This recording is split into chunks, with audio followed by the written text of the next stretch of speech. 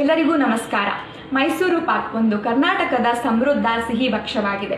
ಇದನ್ನು ತುಪ್ಪದಿಂದ ತಯಾರಿಸಲಾಗುತ್ತದೆ. ಇದು ಮೈಸೂರಿನಲ್ಲಿ ಹುಟ್ಟಿಕೊಂಡಿತು. ವಿಶಿಷ್ಟ ಬಗೆಯ ಮೈಸೂರು ಪಾಕ್ನಂತಹ ಸಿಹಿ ತಿನಿಸನ್ನು ತಯಾರು ಮಾಡಿದವರು ಮೈಸೂರು ಅರಮನೆಯಲ್ಲಿ ಪಾಕಶಾಲೆಯಲ್ಲಿ ಕೆಲಸ ಮಾಡುತ್ತಿದ್ದ ಕಾಕಾಸುರ ಮಾದಪ್ಪನವರು.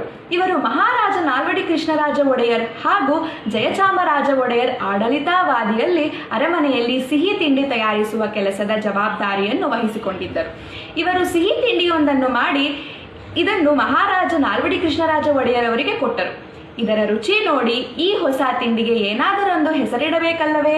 ಏನು ಹೆಸರಿಡುವುದರೆಂದು ಮಹಾರಾಜರು ಆಲೋಚಿಸಿದರು. ರುಚಿ ಶುಚಿಯಾದ ಅಡುಗೆಗೆ ನಳಪಾಕ ಎಂದು ಕರೆಯುತ್ತೇವೆ.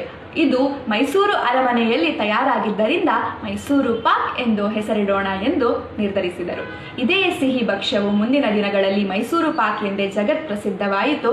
ಇದು ನಮ್ಮ